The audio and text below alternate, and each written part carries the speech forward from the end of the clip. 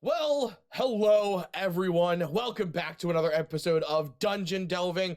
This is where we talk about different topics that may be happening in Magic the Gathering or Dungeons and Dragons. We'll probably have an episode of that coming to you soon. But today I am joined by my wonderful co-hosts as we are going to talk about our top 5 favorite cards of Kamigawa Neon Dynasty. Now, 2 disclaimers out there, everybody. First one, we may or may not, but we might butcher some of these names. It's just a heads up. We're very sorry about that. We think it is great on Wizards that they really went such in depth with the culture, so much that in their Building Worlds video, they talked about they had to change some of the artwork so that the kimonos sat on the correct side, because if it's over one way, it actually means somebody who is deceased. So they actually had to go back and fix artwork like that, which I thought that was really cool. They're really paying attention to this. I do like the implication that some Magic the Gathering characters are just dead in Kamigawa Neon Dynasties and they're holograms. Oh yeah. Well, but theory. With that out of the way, these are each of our 5 individual favorite cards that are coming out in Kamigawa Neon Dynasty. And I'm joined by, like I said, my lovely co-host for today. I am joined by Ryan. Hello, hello. I am joined by Jasper. Justice for Tamio. And I'm joined by Shannon. Hiya. You guys can make sure you check us out at twitch.tv/Magic The Dungeoing and anywhere you find your podcasts. We're season 1 of Magic The Dungeoing wrapped up, and the final episode should be up soon. Stay tuned for that titular season finale, and we will be back soon with season 2. And right now we are playing through Waterdeep Dragon Heist. You'll catch that on our Twitch channel every other Sunday at around 8:15, 8:30 p.m. Eastern Standard Time. So make sure you catch us on that. But guys, there are a few brand new and returning mechanics, and I think the most popular ones are there. So what do you guys think is... You mind if I just sneak right in and start talking about ninjutsu? Personally, my favorite returning mechanic from Kamigawa, because that's the thing I've been waiting for. New ninjutsu mechanics to enter into like standard or commander, regardless. Anyway, a quick refresh on what ninjutsu is. It's usually attached to a mana ability, but you can return an unblocked attacker you control to your hand and reswitch it with a card in your hand that has ninjutsu. You put it onto the battlefield, it's tapped and attacking. So what the cool thing you can do is you can attack with, say, a creature that has unblockable or flying or some evasive ability, and then you can ninjutsu in some other ninja or rogue, whatever has ninjutsu, and that's attacking instead. So it's kind of like a bait and switch. Very cool mechanic, and I'm glad it's finally going to be expanded on. Yep, and we may or may not, depending upon how our editor and uploader handle this, link Gavin Verhey's Good Morning Magic video where he actually talks about ninjutsu and a bunch of ways the mechanic works. You guys could go check out there for a little more in-depth view as to some crazy shenanigans you can do with that mechanic, because it is pretty in-depth, actually. Oh, yeah, you can just ninjutsu after combat damages have been dealt. That's like the thing that blows my mind, personally. Yeah, for sure. Well, after that stealthy display, I'll try to put things back together with Reconfigure. So Reconfigure is typically associated with a cost, and attach it to a target creature you control, or unattach it from a creature. Reconfigure is only as a sorcery, and then while attached, it isn't a creature. This is best shown on the reality chip. Oh, this is something brand new that came into Kamigawa. Ryan, how do you feel about this mechanic? Because this is weird. No, dear reality chip. I can tell you this: it's slotting right into Elsha. It's a weird mechanic. It's like equip, but it's like the logical conclusion of like equip and living weapon to me, honestly. Yeah. It walks such a in that case. And it's funny because we should probably talk about a couple of quick rules interactions. Like, for example, one of the other commanders that Ryan does play, and that it should be noted, is Galaia. She loves these cards because she can play them off the top, but she specifically says when you play an equipment off the top, you may equip it to a creature you control. I don't know what her rules interaction is with this. I assume since it says equip it to a creature, when it says equip it to a creature, I assume that this does not work because it's not equip, it's reconfigure. True. So they may actually rather I think it literally depends on wording. So the view I have is that she can play them off the top, but there's several things in there. Yeah, so, I mean, regardless, we have the errata will probably come out for that, or the Galaia will probably be updated too in that regard. But enough or not. Enough about Screw Galaia. Who knows? Scary commander lady. Hey, back off my commanders. But as we all know, the old saying goes, you can't teach an old dog new tricks. I beg to differ on that regards, especially with this new mechanic that they introduced called Modified for Kamigawa. Oh. It's a pretty straightforward mechanic. Basically, if your creature has a 1/1 counter, has an artifact, an equipment on it, or an aura on it, it's modified. That's basically end all be all what it is. It's not very complicated at all. This isn't even a new mechanic so much as this is like shorthanding something. Shorthanding, I guess you could shorthand this, and you should probably explain on the cards what they mean. I mean, cool. We have a turn for it now. Mutate though. Oh, mutate should totally count towards Don't even talk to me about mutate. Though it does beg to ask the question: how do you take somebody at face value if they come to the table and they say, and you go, "Oh, what kind of deck are you playing today?" I'm playing a modified deck. What do you mean? Yeah, like keyword equipments, auras, counters. What are you doing? Voltron? Is that a pre-con you changed? Wizards, please make mutate good. That's all I ask. They did. They called it modified. I'm telling this right now. I think mutate. It's called reconfigure. That's new mutate. Creatures go on creatures. Energy. It's basically mutate. Lend me your energy. Oh goodness. I will say, but sorry about that tangent to anyone who's listening or watching. But one of the better cards that can help explain modified, it actually sums up pretty good. Comes in one of the pre-con commander decks, and that card is Chicharro the Shattered Blade. He is all about modification. Yep. So I believe he says at the beginning of your end step, put a +1/+1 counter on each creature you control for each modified creature you control, and then in parentheses he says, or equipment, auras you control, and 1/1 counters. 1/1 counters. So the thing is, he does say -1/-1 counters in too, I guess. It just says counters in general, so yeah, yes. Sure. So Catherall, keyword counters, that sort of thing. If so indestructible, hexproof, trample counters, the whole 9 yards. Oh yeah, level up counters. I think the important thing here is he says auras you control, which means it doesn't specify attached to creatures. I mean, Chicharro does because he says modified creature. Yeah. But modified itself. That would mean a modification you control would be a curse. Ooh. Yeah. That also works for if it's on non-creatures. Unless that turn into creatures. Like lands. Unless it says auras attached to creatures you control, then I'm wrong. What's the interaction between things like Gideon planeswalkers who are sometimes creatures and modified? Do loyalty counters count as modified? Because they are counters. He keeps the counters, yes. Oh, yeah. Gideon is that. Gideon and Arlen, the new Arlen would be already modified creatures. Yeah, and she actually fits in Chicharro because she's red green. Oh yeah, you're right. Ooh, lit. Yeah, funny rules interaction. But I asked you guys to lend me your energy earlier. What are you trying to channel it? Yep. So channel's really simple. It's just cost. Discard this card from your hand and do an effect. It's best represented on Busiju, who endures, brand new from the set. 1 in a green, discard this card, destroy target artifact, enchantment, or non-basic land an opponent controls. They get to search their library for a basic land, put it onto the battlefield tapped. It's an otherwise get around mechanic. It is instant speed because it is an ability. It doesn't use the stack. It doesn't use the stack as far as casting is considered. So it can't be countered. It can't be countered, but you can stifle it. You could disallow it. You could whirlwind denial it. But if I'm correct from what I was looking at, no card currently in standard can stop the ability. Yeah.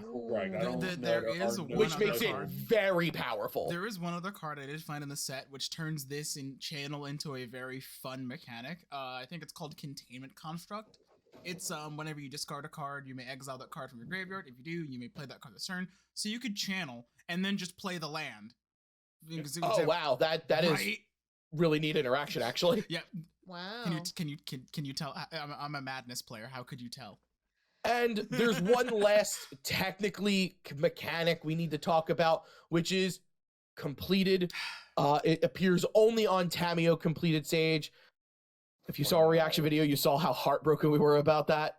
Justice for I mean, Tamio. you were heartbroken. I was Justice more for like, Tamio. oh, crap. So basically, it's if you can pay her Phyrexian mana cost in either green, blue, or with 2 life. But if you pay her with 2 life, she enters in with 2 fewer loyalty counters.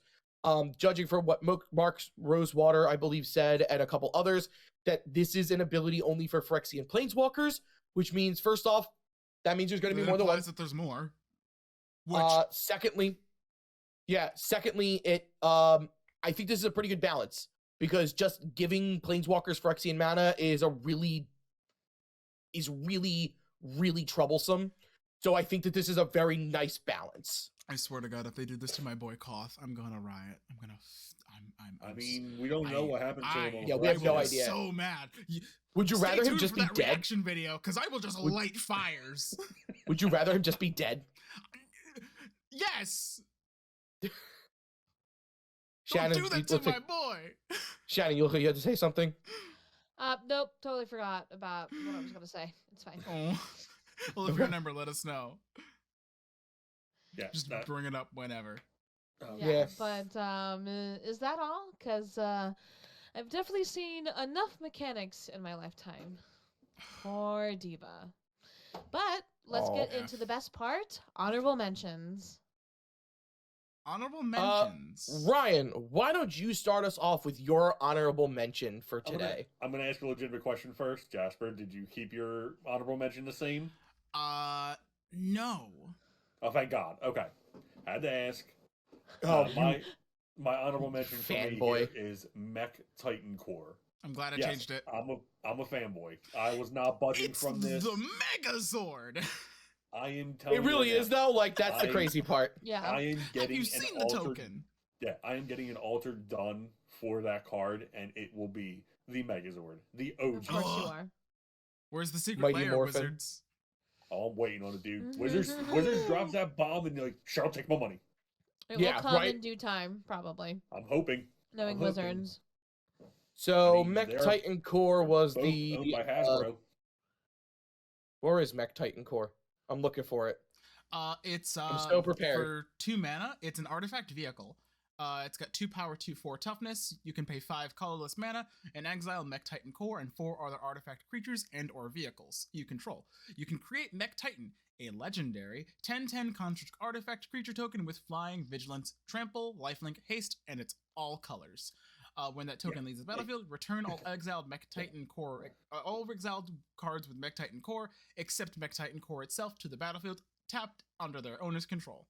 Like, seriously, Wizards, you're killing me. It's You're so cool. taunting me. It's Taunting. so cool. So 2 mana for a 2/4 vehicle. Vehicle decks will really like that, especially because it's Oh, yeah. only crew 2. Yep. And then 5 mana if you have an odd mass of vehicles to just make a 10/10.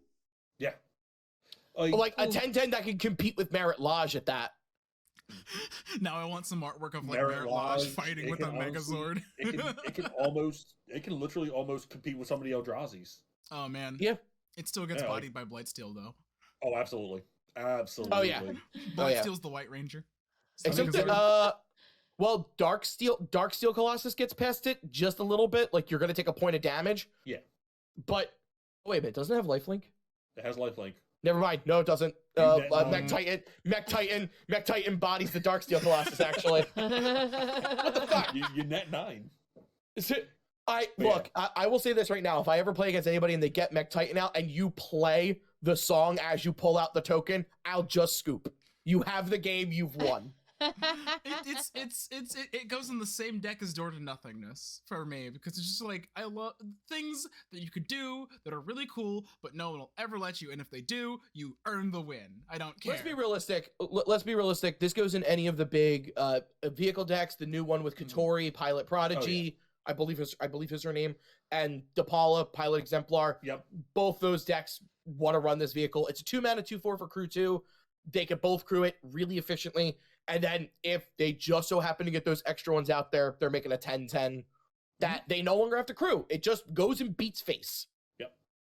It's it didn't make the top. It didn't make my top 5. Because I was smart about this. I'm a fanboy, but I'm not insane. Yeah. Shannon, what is your honorable mention? My honorable mention is a common called Light the Way for 1 white pip. And it's an instant. Choose 1, put a +1/+1 counter on target creature or vehicle, untap it, or you can return target permanent you control to its owner's hand. So this gives me the vibes of the common from Strixhaven, Professor's Warning, which was 1 black, put a +1/+1 counter on target creature, or target creature you control gains indestructible until end of turn. Yeah. Oh, yeah. Yeah, so it's got a very reminiscent feel. I do like the protection factor on Light the Way, though, because, I'm going to exile your creature, 1 white. No, I'm taking it back. Yeah. I'll take you it back for want turn. to you want to treasure that one creature that you really don't want to get rid of because it's a big ass target. No, 1 mana. No, it's mine. No, it's gonna stay mine. I'm gonna bounce it back to my hand. I like it's no touchy. perfect. Yeah, it's like no touchy. I like the idea of this being used as a combat trick to where your opponent swings into when they think you have no blockers, and you're just like, BT dubs, not only do I have a blocker, but it's stronger now. Ha! Surprise, bitch. Yeah, There's also surprise. that Yeah, one, It's a blue- nice. yeah, I like that too. Aspect of it as well. Yeah. There's also that one blue-white commander in this legendary creature, I will say, in the set that likes when you bounce creatures to their hand. So I think that match made it happen. Tamishi. Yeah, her. Heads up, not on any of our lists. Yeah. No, Tamishi did not Azorius, did not you make know my who it is. list. But And don't get me wrong, he's really interesting. He's very very pivotal to the story. He's Kaido's like best friend on the plane, effectively. Yep. So there was that. Jasper, honorable mention. Honestly, this is a hard choice for me, but I came down to leaning towards more cards that I think are cool versus cards that I think are good. My honorable mention is going to be Eater of Virtue. It's that The it's sword. Such a cool sword. It's the kind of sword I want to build a deck around. It's for 1 white, for 1 colorless mana. It is a legendary artifact equipment. Whenever an equipped creature dies, exile it, and then equipped creature gets +2/+0. As long as this card exiled with Eater of Virtue has flying, equipped creature has flying. The same is true for First Strike, Double Strike, Death Touch, Haste, Hexproof, Indestructible, Lifelink, Menace, Protection, Reach, Trample, and Vigilance. It's like the opposite of Voltron in a way. And I don't know how we would build a deck around this sword, but I want to. This is how Mutate should work, where effectively I pass off other abilities onto this creature. Yeah. Can we just talk about how the flavor of a sword that when you die with it, it eats your soul, and then whoever wields the sword gets your talent and skill as a samurai? That's love so it. cool. It's so cool. That's Is it a good That's card? honestly scary to Eh, think about. But it's so cool. I mean, we just have to see if it's gonna be a good card in play. Like, you don't know. Isn't Like, there Well, one commander that likes definitely. having keywords? Imagine you're just putting the sword on trash that has keywords, and then you pull out your commander and it's gets power equal to the amount of keywords you have on a creature or whatever. Yeah. For Commander Legends or Chroma. Yeah, it's the Chroma card. There you go. It honestly, if I were to put that card anywhere, it would be in my Chroma deck. I mean, Vortex is coming out soon, so maybe that's his replacement. I mean, good. really? I'm building. Heads up, we'll be doing possible deck tech soon. I'm going to be building Halana and Alena partners, Oh, cute. Sorry, I Alana literally just and got Alena. Vorinclex. comma partners. Partners. You can't give Vorinclex to your girlfriend. Had to make her I mean, buy it. if he has a Thanks need to the for it, Vorinclex, by the In way. all fairness, it is still a 6/6 with trample and haste and a keywords matters deck. Yeah, I know. Jesus Christ. Okay, Will, what's your honorable mention, by the way? My honorable mention is Weaver of Harmony. It's 1 and a green for a 2/2 snake You got this. druid. Yeah, Weaver of Harmony, 1 and a green, 2/2 snake druid. Other enchantment creatures you control get +1/+1, and then you can tap a green and tap it and copy target triggered or activated ability of an enchantment you control. You may choose new targets for the copy. So I isn't think I have there that like right. an enchantment creature that's also like a mana rock? Yeah, Yes. You can That's do a that. really fun interaction. in no, my I'm mind. thinking that the beautiful part about this is like sagas. Those are triggered abilities. Ooh, yeah. I'm thinking Grasp of Fate, where it's 3 and a white. When it ETBs, exile 1 permanent each person controls. And now for a green, a white, and 3, it's exile 2 permanents each player controls. Yeah. It's Pretty dope. swanky interaction you got there, my friend. You have things like Cleric class that when it reaches its 3rd level, brings back a creature from the Ooh. graveyard to the Ranger's battlefield. class makes 2 wolves now. Yep. Or gains you 2 life every time you play a land. Gotcha. There's a lot this thing can do. Trigger. Yeah, I can honestly say I will probably slot this into my token deck, Archerson Nev. Ooh, now I'm working Well, on a shrine tribal deck. My favorite thing is I believe with the I'm gonna look it up real quick because I'm not prepared Which to card? say this yet. Give me 1 second. I gotcha. Never mind. Oh, I was thinking totem armor is really disgusting with that because then Oh, you no, can no. activate it. Yeah, Oh, no, it says God. if. It's yeah. I see I see where you're going with it. I think that this thing slots into enchantment decks, especially enchantment decks that care about enchantment creatures. Yep. As far as it runs for other cards in the set, not really. Green white does have an enchantment theme to it in Kamigawa, so it's Yeah, definitely there were. way better there. The saga decks are gonna like this. The shrine decks are gonna like this.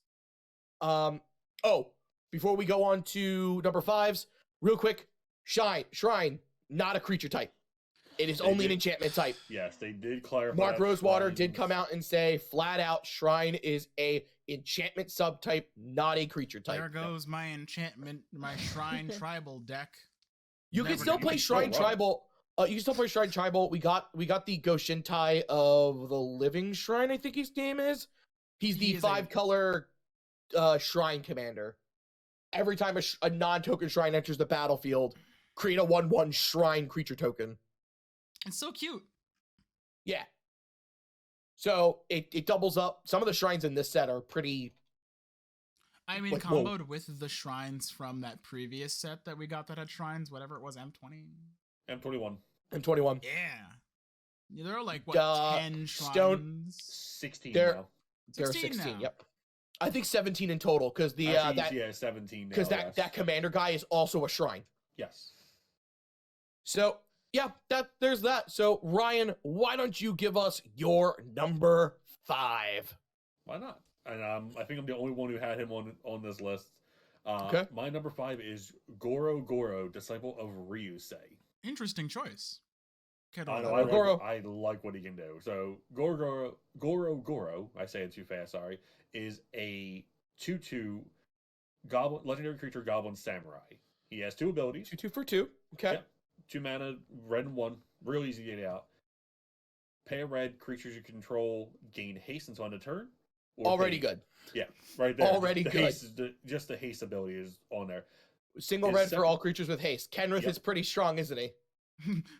Right? Urabrask is pretty His- strong, isn't he? His second ability is 2 red and 3. You create a 5/5 red dragon spirit see why creature he likes token this with card. flying. But here's the catch: you can only activate it if you have a modified creature, so equipment, aura, or counter. So, looking if you control an attacking modified creature, actually. So, Oh yeah, an attacking modified. Yes. yeah, because I was literally about to ask the question: can you activate this indefinitely? So, if you have infinite mana, do you just make infinite 5/5s to win the game? Yeah. You do not. You could activate as many times you want as long as you're attacking with a modified creature. So you go to your combat step, you tap down the creature to attack with, and then you just dump all your infinite mana. You could, yes. You Yeah, pretty much assuming could, you have yes. like a until the phases end sort of effect, like a Yeah. gold span or something. Shannon, Yep. what do you think? You just like go. Goro, it's he's a fine. card. I mean, so here's my thing: when it comes to Goblin Commanders, Franco's still the top dog. But the reason I picked Goro as my number 5 is because he gives a different option. I It's don't not think the he's a typical goblin commander. infinite, and that's why. Like he's a goblin samurai, but he doesn't have to be goblin tribal and it gives some more options. Like I for think he's mono like red Yeah. commander. he's like a equipment or swords for everybody sort of commander. Oh, His yeah. And turn- it should be clear he does not give haste counters to anybody, so his No, it's activation does not count as a modification. Yep, Could you it imagine, does. though? So you have to If you could- modify oh it my in a God. different way. Yeah, Yeah. if you could give haste counters, oh lord. It's not like they would do anything past the first, No, but still, but regardless. But I yeah, mean, if you like, want to give them haste, haste, haste, haste, haste, haste, haste, haste, haste, haste, haste. Right. You Mm. could. let's not. Let's not. Anyway, Who wants to go all next? right. Shannon, number 5.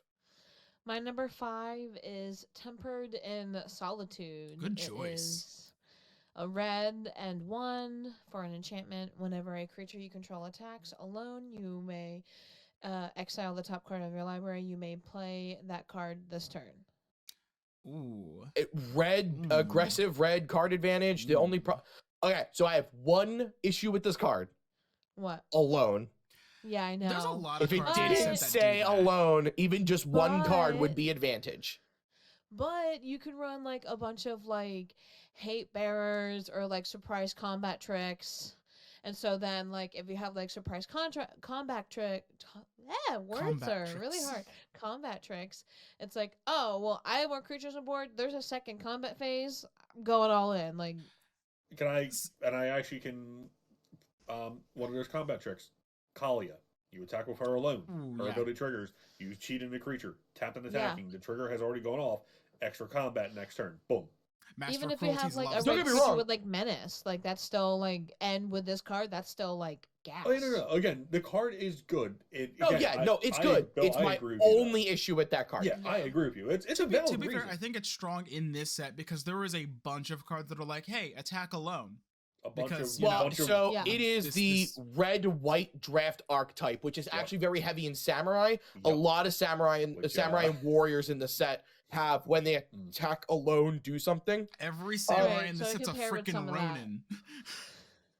I actually really like Reinforced Ronin, who's one Hmm. red. He has haste, but at the beginning of the end step, he bounces back to your hand. He's a 2/2 for one red. Nice. I really quite enjoy. He just comes in, hits somebody, and then is like, all right, I mean, Ow. I really quite enjoy Heiko Yazamaki, the general, and his wife, the poet. I think they're Oh, both yeah. so cute. And I thought they were twins. Am I wrong? I don't know. well, I then hope- Because I- the original hope- Yamakaze, I believe the original Yamakaze were brothers. Oh well, in that case, I want them to be brothers or partners in the term of that they work together. I did not know that. Oh, I don't know. Again, I'm yeah, asking a we- question. maybe we can look whatever. I hope you're okay with me rules zeroing them as partners because they're so cool. Anyway, But as far not as on my Tempered and list. Solitude's considered, I mean, one in a red for card advantage for swinging at all. Prosper's You like could sign argue me that. up. It's good. Yeah, but I say, Jasper, you should. Prosper's you like actually sign let me that up. for He needs an Prosper. upgrade. Let's go. He needs a couple. Speaking of which, Jasper, number 5. My number 5 is going to be the second artifact I'm bringing up. Jesus Christ. It's going to be Mirror Box. No, Ah, honestly, Yeah. Yeah. It's a 3 mana artifact. The legend rule does not apply to permanency control, which is a cool Oh, thing to God. say, first of all. And it says each legendary creature you control gets +1/+1, and each non-token creature you control gets +1/+1 for each other creature you control with the same name as that creature. Which, at least in Commander, that third type line is like, meh, but like just the words, the legend rule doesn't apply. I have an Anala deck. I have a deck that has a couple of. I run what's it called? Mirror March, Mirror Gallery, a lot Yeah, of cards Mirror- like yeah. that. Mirror Molten Gallery. Echoes. I run a lot of card decks that have those cards, and I'm just kind of like, damn, if only I could 2 commanders This on is- board. Or like this is 3 Hero- Noramehas. yeah, this is Heroes Podium and Mirror Gallery rolled into one card and toned down a little bit, which is fine. It's still got the My one biggest line that problem applies. is my biggest problem is committing to all of this and then somebody going, "Oh, I drew my one artifact removal spell," yeah, Yeah. I can. and then you watch. watch your entire board crumble. Yeah. In other formats where you can play multiple copies of this, Oh, absolutely, yeah. Which is But- why it's number 5 And on my multiple list, copies but, of the like, same yeah, legendary single- creature. oh yeah, Yes. definitely. Yeah, and I just singleton like the format, legend can rules. I do honestly that. think that card works best with clones, where you just straight up are like, Yeah. "I'm playing multiple copies of the creature. You just don't know it yet." Yeah, this is why I brought up like Yeah. cards like this is why I brought commanders up like Anala. Anala loves this card. Except actually, funny enough, Sakashima, one of the best clones, does not work with this card because he clones and keeps the name Sakashima the Imposter. Man. Sakashima of 1,000 Faces works, I believe, Yeah. because I believe he regardless. becomes a legit copy. He just says the legend rule doesn't matter. Sakashima's not in this set, by the way. Fun fact. No, he's not. We can Screw assume he's him. dead. I actually have a different theory on that, and I think he's the blue Myojin. Oh, you think he actually got Oh, the the spirit realm? Myojin of Cryptic Dreams. Yeah. We I can talk about think he's those the at a Myojin. later time. Oh yeah. Bill, what is your number 5? My number 5 is Touch the Spirit Realm. I want to look this card up to make sure I'm reading it correctly. Touching the spirit is- realm. 2 and a white for an enchantment. It ETBs, and either an artifact or creature gets exiled until it leaves the battlefield, or it has channel. And for 1 and a white, you exile target artifact or creature, and it returns to the battlefield under its owner's control at the beginning of the next end step. The absolute versatility of this card, I cannot stress enough. This thing is dope. Yeah. I was like, oh, hey, you're about to destroy my creature. That's really a key piece to my strategy. Yeah, channel. No, hell, no touchy. Yeah. So there's the protection side of it. Yep. Then there's the get rid of your opponent's stuff side of it. Mm. The I'm swinging with Blightsteel. The hell you are. No, you're You'll not. keep it, but it ain't here right now. It's like Listen, no. Commander's just a game where you delay Blightsteel from swinging at you. Nothing else matters. And again, this card, in my personal opinion, is like gonna hold standard because there are a lot of the life gain decks that are out right now care about having +1/+1 counters and getting pumped. Could you imagine for 2 mana you get your entire creature set back to 0? Yeah. This card, I am putting this in every white deck I play on Arena, Not a Yeah, bad idea. screw him. I hate life gain decks. and it's an uncommon. It's an uncommon. Get yours today. It's so good. I love this card. It's the versatility through the roof. This- I love the idea of being like, oh, it entered the battlefield. Weaver of Harmony. Haha, I'll take that. Is that everyone's number 5? That is Yeah, everyone's number 5. Number 4s. Ryan, number 4. I guess I kind of cheated on this one but number 4 for me is Hinata Dawn Crowned. Is that the And- Saga Ooh. girl? No, that is not. No, Hinata- that's Setsuki. I believe Yeah. is her name. Hinata is a 4/4 so basically Jeskai color, so blue, red, white, and 1 Oh, that one. with a legendary creature Kirin Spirit that has flying and trample. Spells that you control and you cast that target your creatures cost 1 less, and spells your opponents cast that target any of your permanents. Yeah, Cost for each 1 tar- more to and- cast. Yep, just had to rewrite it.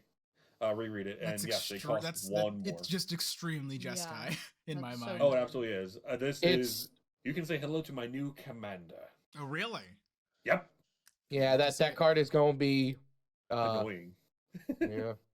Yeah. Yeah, Hinata. I was torn between my number 4 because my number 4 was technically a tie.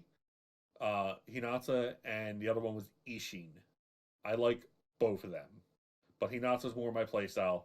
That's how she won.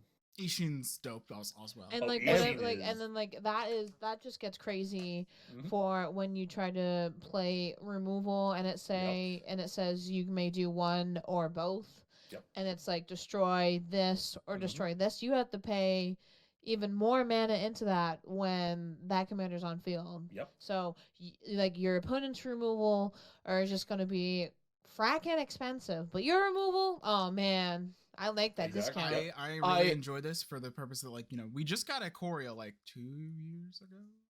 Last year. Yeah. Oh my god. We just got Ikoria last year. Wait.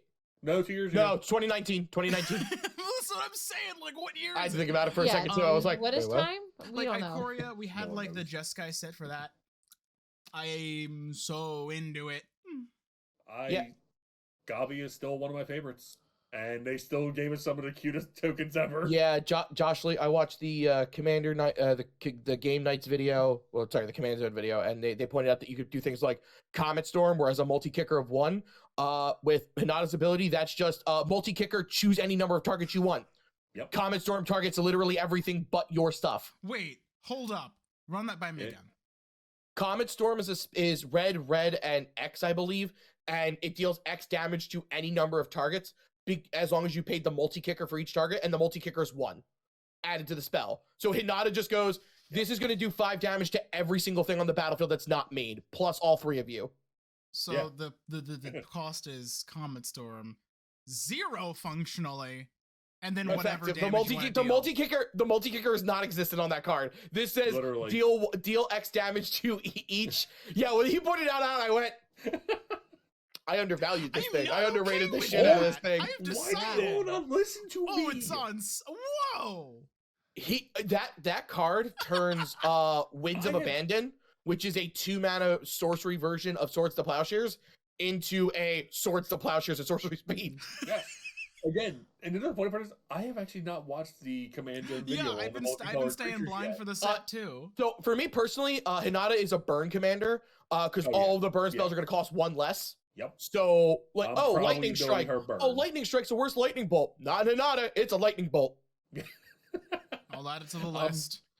I'm probably burn. I am probably going to run her as a burn commander. But Ooh, I would this love to is see her as like a cantrip commander, honestly. Yeah, do you get things like Serum Visions, which I believe is 1 in a blue, is now as good as Ponder. Yep. Oh yeah, there's definitely like I just hope I pull her in pre-release. If I do, let's be I'm realistic. still gonna pick her up. Because Let's be it realistic. targets Hinata players, is right? a Spellslinger commander, falls into the same category as say like Kaikar. Oh, yeah. You can argue Elsha. Hinata goes in Kaikar, artifacts. actually. Let's be if you think realistic. about it. Let's be realistic. Any of the Jeskai commanders. Are really Spellslinger? Yeah. Yeah. Even though What I about don't Gedru? think Kaikar should be Spellslinger, but that's another topic. He is Spellslinger, but no, he is tokens by proxy, but he is absolutely a Spellslinger Fair deck. enough. Okay. Number 4 is Number 4 for number 4 for Shan. Number 4 for Shannon. Invoke Calamity. Oh no! Here we That's the go. red one, isn't it? The first It's- rock has been thrown. 4 red and a 1. For an instant, you may cast up to 2 instant and or sorcery spells with total mana value 6 or less from your graveyard and or hand without paying their mana costs. If those spells would be put into your graveyard, exile them instead. Exile Invoke Calamity. I'll be honest. The only reason I didn't put Invoke Calamity on my list is because I knew it was going to be on everyone else's. Hee hee. So I was Oh, like, mine. listen, we don't want to So talk about this like good. 5 different times. Oh no, it's good. It's definitely It's like so good. the Invoke series are definitely good. Like In there's- fact, Oh, yeah. spoiler, number 4 for me is Invoke Despair. Number 3 for me is Invoke Calamity. Okay, cool. Oh, We're all one past more. it now. Okay. Yeah. I'm Invoke sorry I Calamity put it so- on my list. No, it's you're fine. okay. It's okay. I will We say, agree with you know what?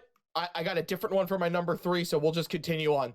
So, Jasper, number 4. I've already said it. It's Invoke Despair. It's for 1 black, 4 black. It's a Black, sorcery. black, 1. Black, 1. Yeah. Sorcery. Target opponent sacrifices a creature. If they can't, they lose 2 life, and you draw a card. Then repeat this for an enchantment and a planeswalker. So it's just a really good single target. I would say kind of like Torment of Hellfire effect for around the same mana cost. This could be, so this is 5 mana. Deals for 6 damage. This is at 5 mana. At worst, your opponent is sacrificing 3 permanents. An enchantment, a creature, and a planeswalker. This is, at best, your opponent is losing 6 life and you're drawing 3 cards. Yeah. Yeah, baby. The Invoke cycle is one of those ones where it's very cast restrictive. Let's be 100% honest. You are only playing these in monocolor or 2-color decks. Hey, I think Tegrid anything called. past that. She wants her signature spell. I mean, he's not wrong in a sense. Love it. I almost went up against a Tegrid deck today. I was glad I didn't. Oh man. Yeah, no, I Tegrid loves this card. Yeah, I'm a big stinky Tegrid player. that's a story for another time. Anyway, that's my number 4. Will, what's your number 4? You know, when we were introduced to this character in the War of the Spark, I never thought that we'd Ah. see her again. A woman after my own heart, the Wandering Emperor herself. She's 2 white for a 3 loyalty legendary planeswalker. She has Flash. I want to emphasize this, a planeswalker with Flash. I don't think she's the first. She's No, not. she is not. Because I think She's not. Teferi had Flash at one point. I think there's a Teferi that has Flash, yes. Because why the hell not? And then as long as the Wandering Emperor entered the battlefield this turn, you may activate her loyalty abilities anytime you can cast an instant, and her loyalty abilities are as such. +1, put a +1/+1 counter on a creature you control. It gains first strike until end of turn. -1, create a 2/2 samurai creature token with vigilance. And then -2, exile target tapped creature, you gain 2 life. Every ability on her is useful. Every single one. Oh yeah. I love how She- her minus ability is basically just the Wanderer's Strike from War of the Spark. Yeah. I believe it's called Banishing Strike or something like that. There's a card in the set called Wanderer's Intervention, which does kind of the same thing. Oh yeah. With that in mind, she is removal. She's removal. She's a free blocker, and she's pumps. She does everything that white wants to do, and honestly, all of her abilities are pretty good. The +1, if the +1 was just a +1/+1 counter, I would say that she's only a slightly better version than Basri. But being the fact that Oh, it also yeah, gives Basri. first strike, that is troublesome. Hey, yo, when did White start getting good cards? I know, Okay. right? It snuck up on us. So I did a little research real quick. Oh, there we go. Yep. So the only other planeswalker that has Flash on their card is the M21 Teferi, the Teferi Master of Time. Teferi the Time Walker. Yeah, remember when? Oh, we Teferi thought the Time Walker. Yep. Teferi Master of Time was a scary card. Don't get me started. And I'm a mono blue. I'm a blue player, I'm still even I not can over admit, that. regardless. But Yeah, So number we're on threes. from our number 4s to our number 3s, and why don't we actually start with Jasper this time? Let's mix things up.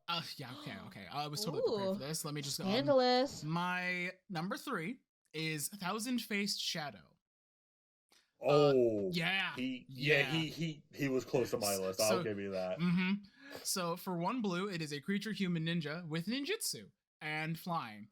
And its effect is when Thousand Faced Shadow enters the battlefield from my hand, if it's attacking, create a token copy that's a target of another attacking creature. That token enters the battlefield, tapped and attacking. So I just like this card because it lets you swing out with whatever you want, and whatever creature you don't care about, or whatever creature you really care about, just banish it out or ninjutsu it out, and then ninjutsu in this, and then copy something else. Or better yet, throw trash at one creature you really like, and then just use this to copy it. So even if they block it, they don't.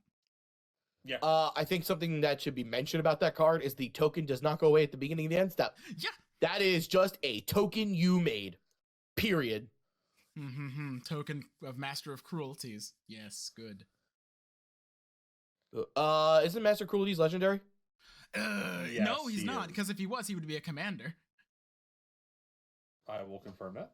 We will confirm this and No, move Master of on. Cruelties isn't a commander. If he was, I'd be running him.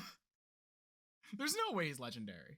Regardless, let's go with Shannon for her number 3. My number 3 is Atsushi the Blazing Sky. The Dragon. mono red dragon. Yeah, the mono red dragon. And on the card, it says for 2 red and 2 legendary creature, Dragon Spirit, flying, trample. When Atsushi, the Blazing Sky, dies, choose 1. Exile the top 2 cards of your library until the end of your next turn. You may play those cards. Or create 3 treasure tokens. He is Dragons that make everything treasures. mono. He is everything mono red once. Gold span and Right? him just fist bump. Uh-huh. Right? Oh yeah. Also, you can go infinite with him, Nim Death Mantle, and Astronaut's Altar to have infinite mana, and then just play your whole deck. Yeah. Oh, Nim Death Mantle's 2 black. Yeah. No, it's Yep. two colorless. Oh, 2 colorless. Yeah. Okay, yep. I mean, still got it. Honestly, I think my favorite thing about this card is I always love cards from a flavor perspective of like with flying and trample. I love it so much. Because it's like, not only were you hard to block, now you're really hard to block. No, it's just like for flavors. It's a flying thing that just runs over any birds in the sky. Mm-hmm. Dragon decks play it, Spirit decks play it. Dice trigger decks play it. Yeah, this is. There's not many in mono red, in all fairness, but I literally have to make a second Dragon Commander deck because I'm running out of room for my dragon. I'm running out of room. No, boo-hoo. Ryan, Boo-hoo. number 3. Before I go to my number 3 real quick, just so I did say I would take a look at Master of Cruelties. He is not legendary. Okay. Oh my god, could you imagine if he was a commander? Good lord. Okay. Number 3 You for ramp him out me. for turn 2 and you just kill someone. So, I actually ranked my Invoke a little higher. And that was Invoke the Ancients. So we have 3 of the invokes on our list. Oh, yeah. Black, red, and green? Yes, green. So Invoke the Ancients is 1 and 4 green for sorcery that you create 2, 4, 5 green spirit creature tokens. For each of the spirit tokens, you give them either a vigilance counter, a reach counter, or a trample counter. Which means realistically, it's 5 mana. You're making 2 4/5s, of which one's always blocking and one's always swinging. Or in case like me, with Arthur and Nev, I'm at least getting 4. True. Good question. Did anyone put the other invokes on their list?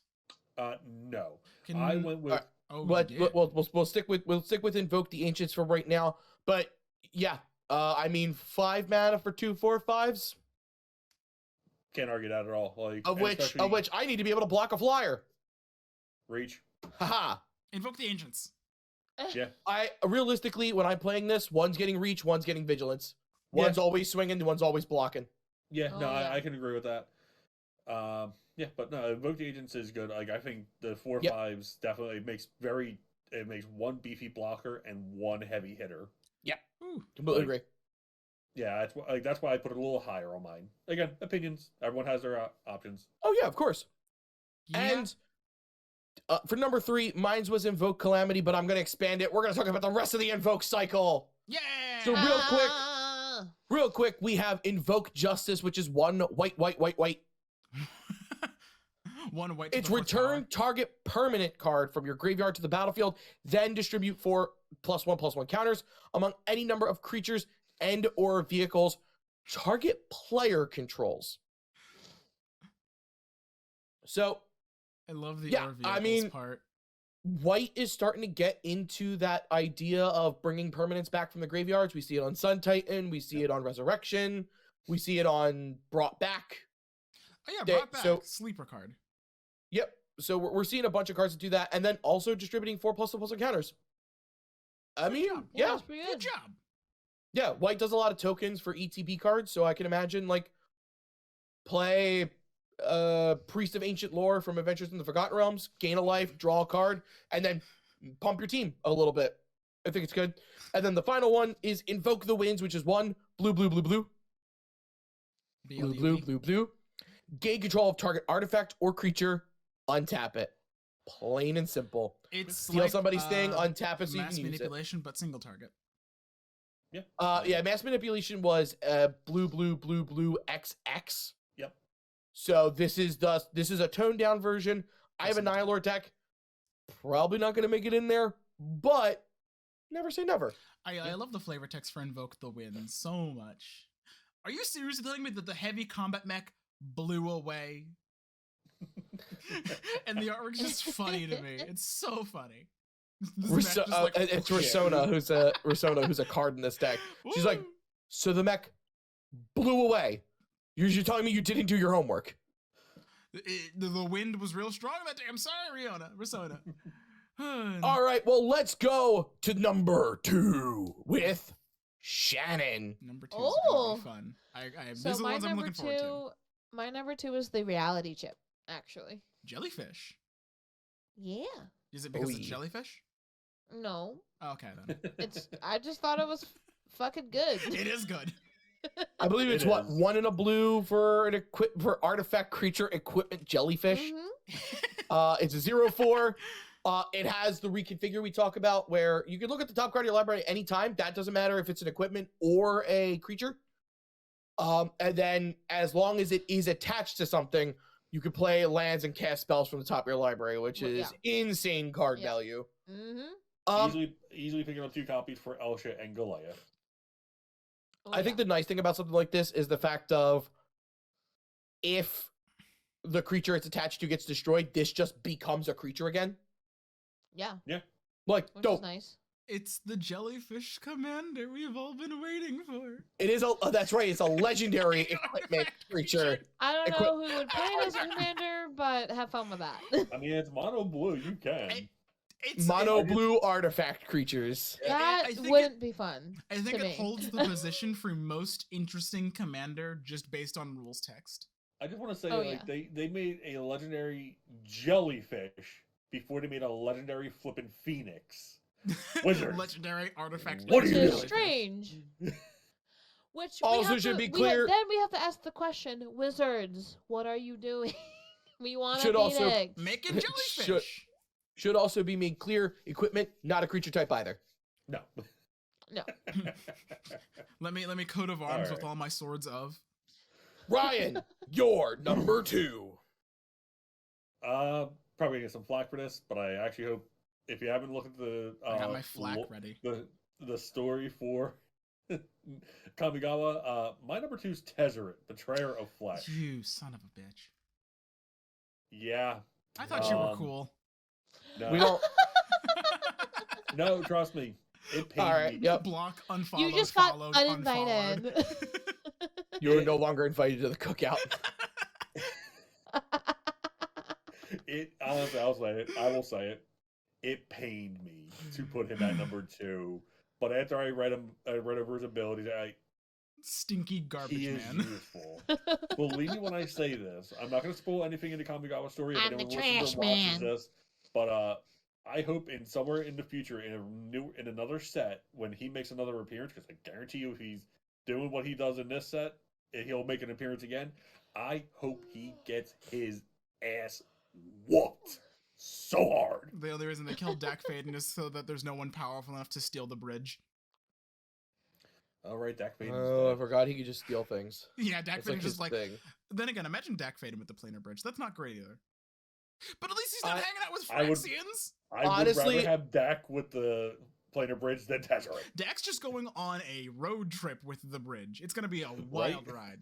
Realistically, I think the biggest thing about this card is his static ability, which is the first artifact ability you activate each turn costs 2 less. Yeah, you're You basically... can pop a signet for free. You can activate. You can play Moonsilver Key for free. Oh Yep. yeah, unblockable for free. Mhm. Yeah, Wedding Invitation is free. Oh yeah. There's a That's- lot. And that, like that Oh, part of that. That's and what let's won not me. even get into the fact of, so in standard, there's a lot of artifacts he's interact with. Let's not even get into commander or modern, where he has access to liquid metal torque. You know, the 2 mana artifact card that goes tap, target permanent is now an artifact. Yeah. Hey, wait, hold up a second. Equipped costs are activated Oh. abilities, correct? Correct. Yeah. Yeah, you can literally. Yeah, he makes it easier to equip equipment and everything. Yeah, he's Crew costs are not activated abilities. He Literal cracks your number. first clue for free every turn. He Cracks cracks your the first first clue for free. He already First draws you time- enough cards, man. first turn. I activate my senseis. I pay 0 mana into it. Like not to draw, but obviously to look at the top Oh. 3. He makes it cheaper for like to untap like say like Mana Vault or Basalt Monolith, I believe it is, or am I thinking of Basalt Monolith, yep. Is it both? Okay. he couldn't generates remember. you He makes Basalt Monolith. I 5. think. Nets you 5 mana. Yeah, it nets you 5 mana instead of 3. Mm-hmm. Yeah. Yep. Pretty good He boy. it's just He has uses. I hate him for what he did in the story. I hate him as a character in the whole If I could MTG punch lore. I hate one him. planeswalker, It'd be him. if I had 2 bullets, and I had Tybalt, Nicol Bolas, and Tezzeret in the room, I'd shoot Tezzeret twice. I get that. Deal. Tybalt, Nicol Bolas, and Tezzeret in the room. If I But had 2 yeah. bullets, I'd shoot Tezzeret twice. So okay, tangent over They're with plastic bullets, so you Tezzeret, can't but so manipulate them. for the listeners and for the watchers, Tezzeret, Betrayer of Flesh is 2 blue and 2, Right. so 4 mana. He comes in, We he's a never heard 4 of this loyalty card. planeswalker, and he has 4 abilities technically, 1 static, 3 activated. Yeah. The static is one we were just talking about, where the first artifact ability you activate each turn costs 2 less to activate. His +1 is you draw 2 cards, and then you discard 2 cards unless you discard an artifact card. His -2 is target artifact becomes an artifact creature. If it isn't a vehicle, it has base power and toughness 4/4. And then his last one is -6. You get an emblem with whenever an artifact you control becomes tapped. Draw a card. So if he ults Soul with Ring, draw a his card, add 2 mana. yep. Clues are, the first clue you crack is crack this clue, draw 2 cards. Crack it for free. Wow. Every time an artifact creature you control swings, draw a card. I Treasures hate him are as a add 1 mana, draw a card. yeah, I hate him as a character. His card's good. Watch him go off with witches on. Urza wants to know your location. Literally. I do not. Urza gives the ability that tap an artifact, add blue. Yeah. So he literally could just be like, okay, your end step, I'm gonna tap my entire board and just draw my deck. I really my hope turn. that they aren't teasing the return of Urza and Yawgmoth in like the next few sets coming up, because Tezzeret's gonna meet Urza. Urza's gonna be like, "That's a cool dude right there," and then Tezzeret's gonna be like, "I'm with the Phyrexians." Urza's gonna be like, "Say psych right now," because up until that point, Urza's Urza's a gonna terrible look- person. yeah. Tezzeret's a terrible person. They're gonna agree on a lot of shit up until that point. Yeah, and Urza's gonna go like, so you've chosen death. Gotcha. Good. Yeah. Right. Jasper. Yeah, but yeah, Tezzeret, Number he earned it. 2. I know I just gave Ryan a lot of shit for his number 2, but my number No, 2 no, is warranted, though. Jin-Gitaxias, Progress Tyrant. Oh yeah, gotta talk about that guy, don't we? Ooh!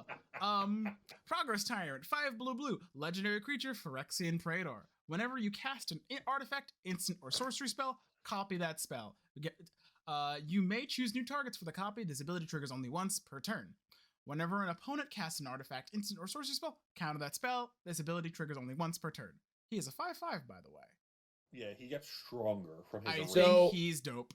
In the top 10 list, he was my number 10 because this guy is a fucking bomb. Pardon my F word, but like Top 10 for he was He's number number 8 2 on my list because he's a fucking bomb. Pardon the F word. I decided to completely ignore him. See, that's the ignorance. so here's No, my it's thing. not. It is. Let's talk about him from 2 Spooky standpoints. We'll talk skeleton about it man. from the standard point. Where in standard, yes, he's very, very powerful. A lot of decks that I see in standard are not really gonna have many answers for him. And him doubling up instant sorceries and the first instant And even- sorcery artifact spell you cast each turn is nuts. But he's a limited, mainly because is. he's 7 mana, which is not impossible, but it's not the easiest thing How to often do you do. get 7 mana in standard? Also, In among standard, blue is it's- that. Yeah, in standard it's not that easy, but he could be allied in like blue green, which is really I want to see disgusting. him. He would be really nasty in a Temur deck, even. Where like Temur decks I can do just get agree. him for free.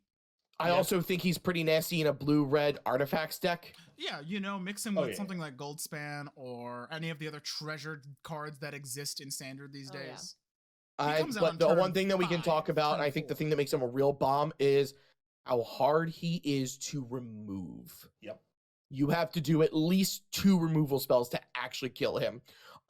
Burn decks have a really hard time with him. Because the spells that can do it are a lot of mana. But like the big thing is like Magic Missile is a 3 mana spell, does 3 damage. In standard, you can cast 2 of them for 6 mana, and it will kill him because it can't be countered. Yeah, but it's 6 mana for a 7 mana creature. It's like, eh. I will take it to get rid of him. I'd rather yeah, I'd have to absolutely. spend 2 spells than you start copying all your things. Because as soon as you copy your first thing, I've already lost. Yeah, I mean, the turn he comes down, you're probably gonna copy your first thing. Especially He's if, also a 5/5. He's also very relevant stat line. imagine like you get to flash him in at the end of a turn. Yes, he's he so is extremely bad. dangerous. Let's not. In a commander or non-standard format, He's just gross. He's so gross. Oh, he's so gross in yeah. Commander. Because like him Because there's so alone- many ways to get him out. Oh, yeah. yeah. There's so many ways to get him out. Yep. Could you imagine if the person plays Jin Gitaxias, goes, oh, I'll tap this Mind Stone, cast a Soul Ring, get a second Soul Ring? You're just gonna want to die on the inside and or punch that person square in the nostril. Imagine if he goes Jin Gitaxias. All right, All right, Flash and don't Jin put- Gitaxias. Up tap, Torment of Hellfire twice. Note to self: don't put Jin Gitaxias and Ardrix and Nev. No. Cool rules interaction. Doesn't work. What do you mean? No. So what happens is Jin Gitaxi's ability says whenever you cast an instant sorcery or artifact spell, copy it. The copy enters the battlefield as a token. It does not create a token, hence it is not doubled. It's a non-bow. Ooh. Correct. He still doubles instants and sorcery spells, so you could just be like, well, that didn't work. Tap for 8, Azori's Predation. Honestly, And now you're getting as- technically quadruple. as the copy player or as the storm player, I'm like, I really hate that they started putting the QWERTs once each turn on cards. I get it, it's No. for Pal and No, Pal. They no, have he to. absolutely They needed have it. I get it to. for, He it's for absolutely power needed budget, it. but like it makes Power him- budget. Power budget. Yes. Could you imagine if he did not have those words on him? Yes, His I price would go from become $40 to like $90. But Yeah, probably. a quick debate for this group, real quick, and for everybody in the audience, please leave your comments down below. Be nice. Vorinclex Monstrous Raider or Jin Gitaxias Progress Tyrant? Who's stronger? Urbrask. Vorinclex. What do you mean by stronger? As in like the stronger card? Who? Who? When you set them down side by side, who's a stronger card? I think it's Vorinclex. Wait, are I we think talking it's about not- the Vorinclex that cares about counters or the other one? The new Monstrous Raider, the Vorinclex. one who cares about counters. Oh, okay. Vorny boy. Let me read them off to me. Vorinclex Monstrous Raider. Four green for a legendary creature Phyrexian Praetor who's a 6/6. He's trample and haste. Whenever you would put one or more counters on permanents you control, put double that many counters. If your opponents would do it, they half the number of counters rounded down. Oh my god, they have the same ability. They kind of do.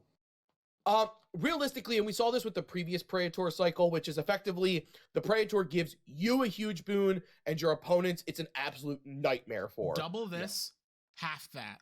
Yeah. Oh yeah, and that's yeah. So It so in makes that me regard, very yes, scared for what Elishnorn's gonna do.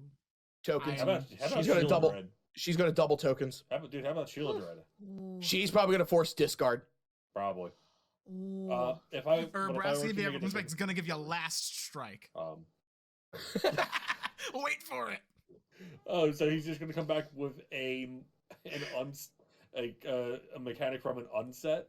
Yes. I can imagine him like giving keywords and robbing your opponent of them, Or like making things enter the field tapped. If he's not dead. which he already does though. He does already do that. Damn. Regardless. I think it's I think it's a conversation you can't fully have. I just wanted to throw it out to see what you guys I thought. think once we have the full cycle, we'll know the strongest Praetor. Oh, yeah. I think the problem is we're talking about two very different abilities. I'm because Vorinclex can one-shot you if you get lucky enough, where Jin Gitaxias is going to get you some extreme value. Yeah. I think all in all, I think Vorinclex is a little bit stronger, but I do believe that they're about equivalent. We'll see what sort of Phyrexian support we get in the future. Maybe we'll get something real nasty. Oh, yeah. Yeah, I agree. Until Elish Phyrexian Nor- trial. Is it my turn? It Sure. is. We're number 2. Number 2. Okay. Number 2. My number 2 is Lion Sash. 1 and a white for a 1/1 artifact creature equipment kitty.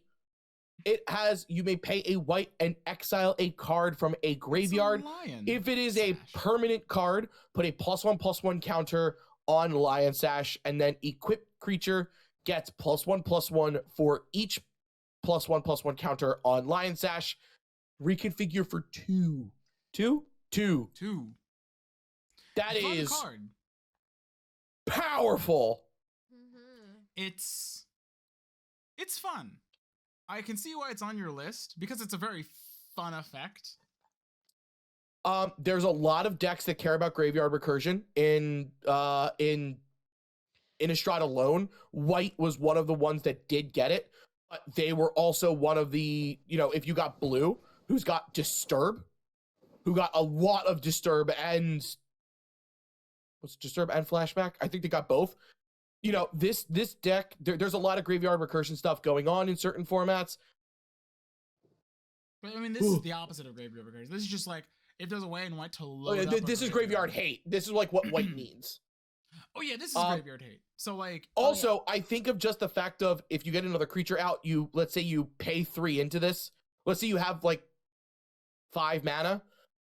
This is already on the battlefield. You pay 3 into it to exile 3 permanent cards, put 3+++ counters on it, and then attach it to a creature, and they board wipe or they remove it. Guess what? You still have a 4/4 sitting around after the fact. Oh, yeah, nice job removing my creature. Enjoy my creature. Exactly. Yeah. This thing, A+ Wizards, A+. A mono white card this good? Dope. I am all about it. It's going in wireless. Not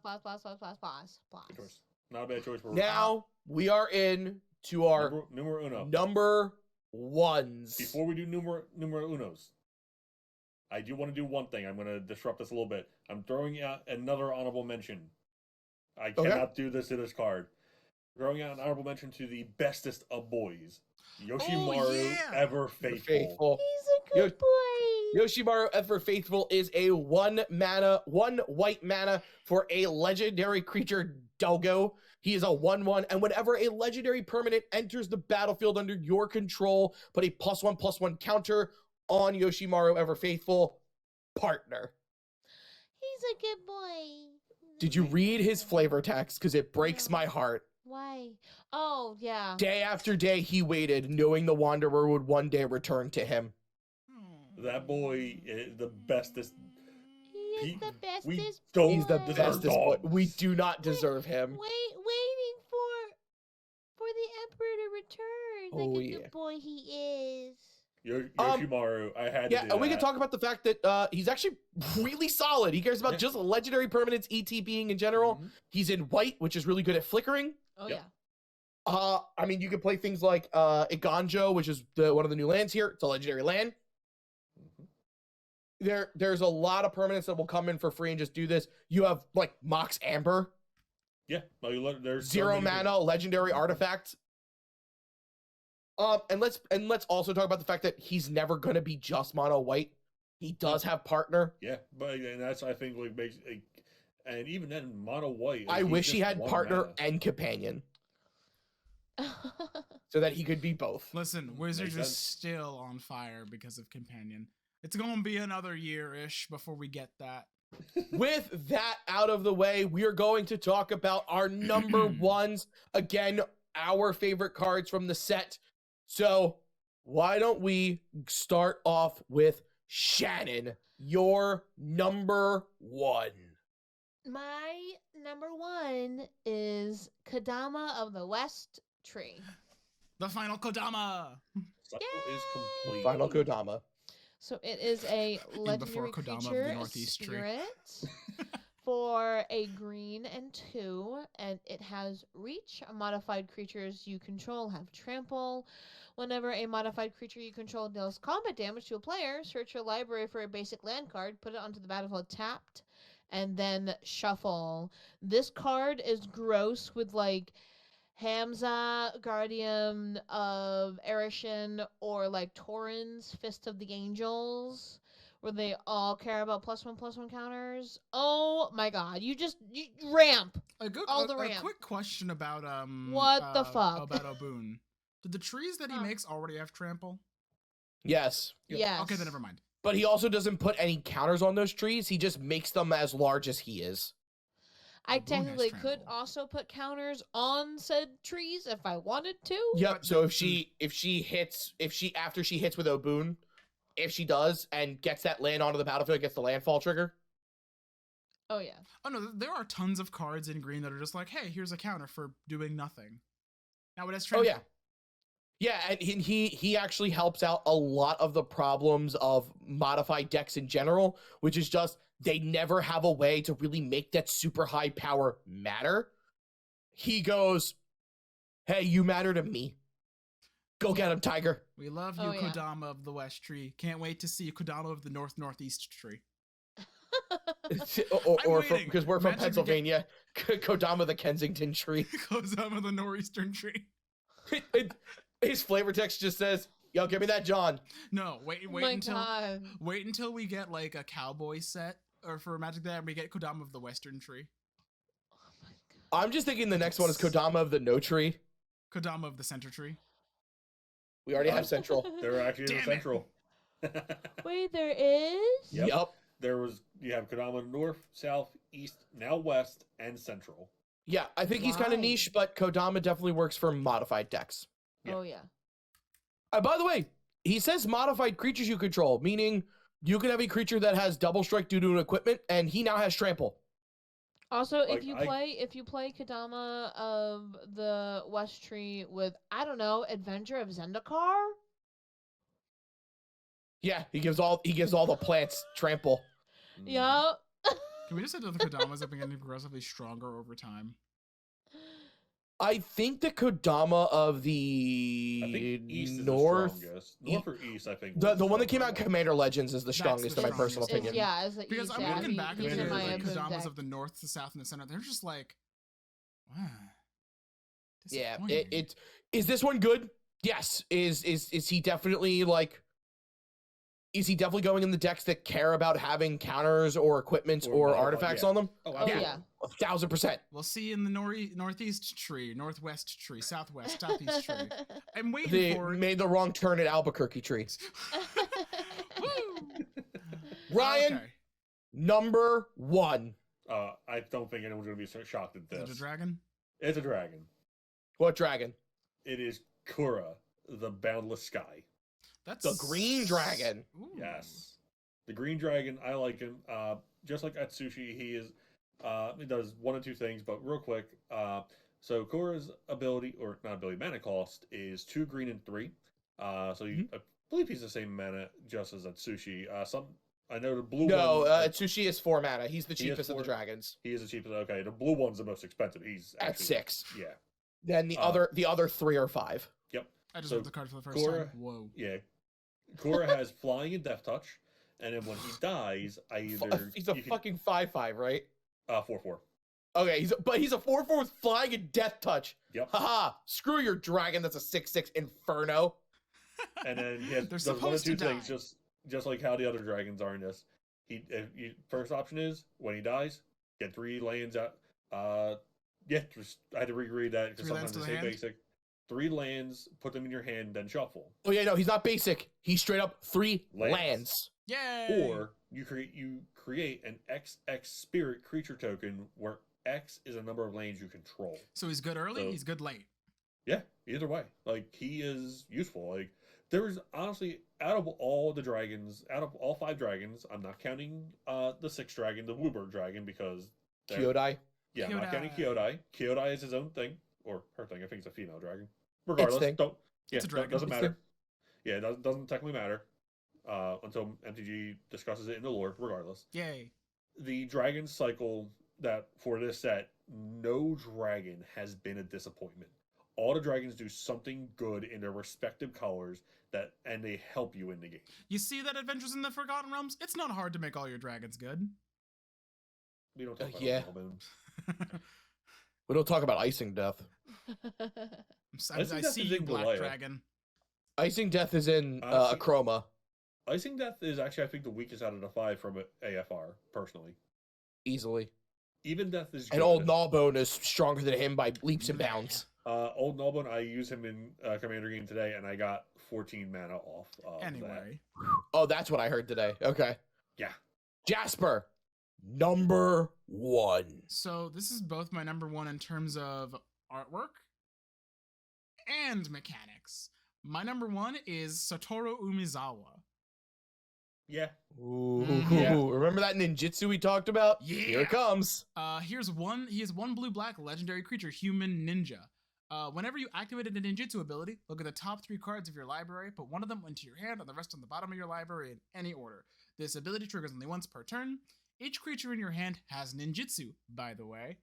Which means that with Satoru in Magical Christmas Land, you have Satoru on board, you have another creature on board, you attack with that creature, it's not blocked, you ninjutsu something else out, and then you draw 3 cards, then you ninjutsu something else out. And it's just great. He is going into my rogue deck.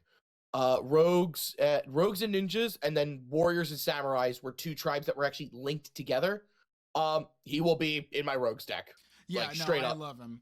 Also, like, oh god, that ninja frame, that ninja artwork. Oh yes. And also his buy a box promo, which is done by the illustrator for Metal Gear Solid. Woo!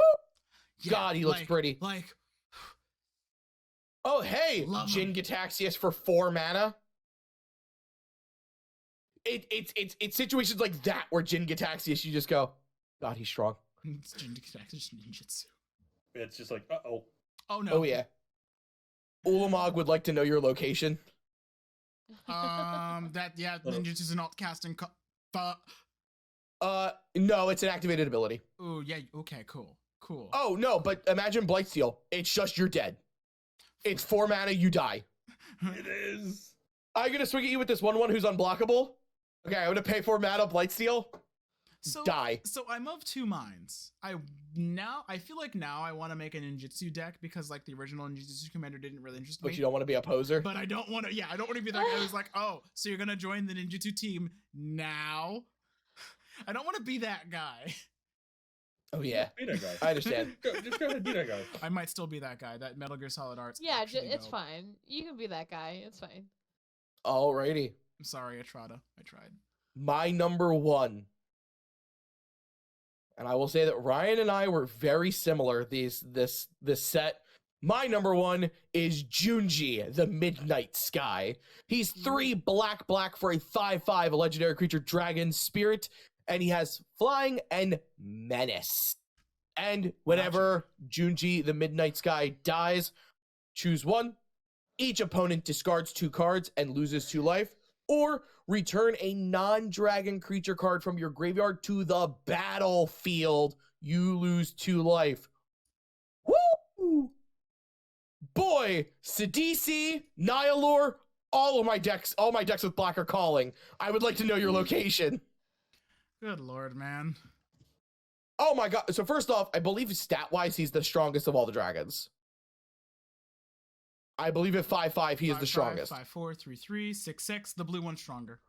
The blue one's stronger. He's also the only one who can't. 6/6. Jesus. He's also the only one who can't be blocked by any of the other dragons single-handedly. I mean, you want to block That the you're not dragons, wrong. though. God, Kyrie's a 6/6. Jesus, He's got Ward 3. that's a strong dragon.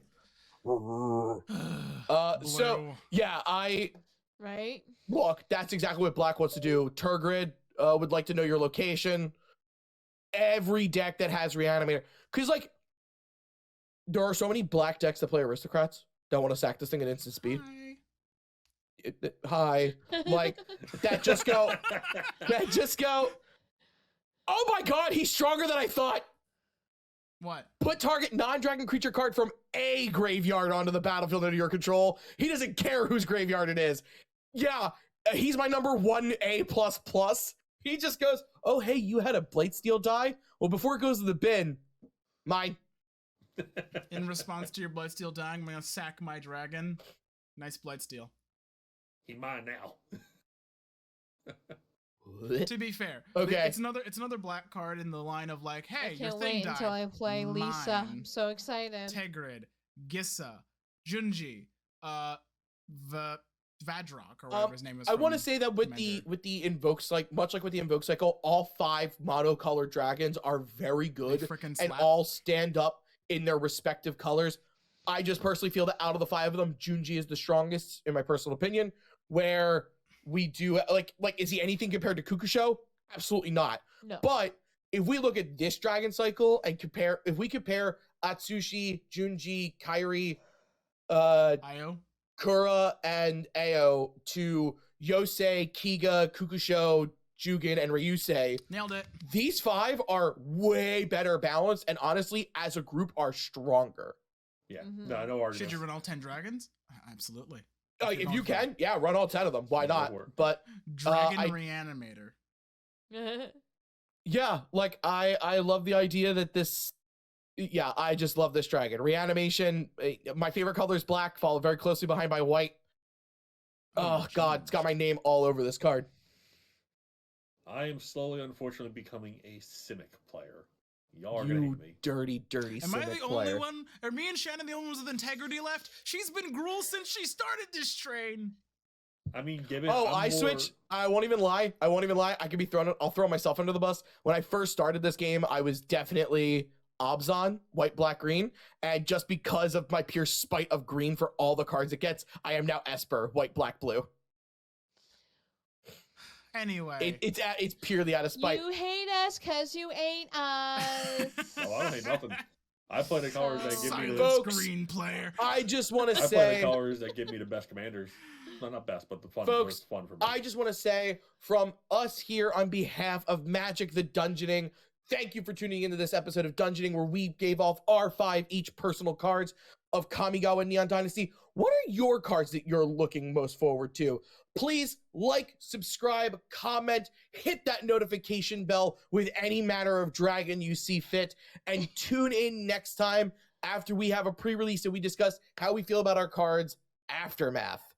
And stay tuned for extra content. Make sure you catch us at twitch.tv/Magic the Dungeoning every other Sunday, starting next Sunday, where we will be playing Waterdeep Dragon Heist. Thank you guys for tuning in. Have a lovely Bye-bye. night, and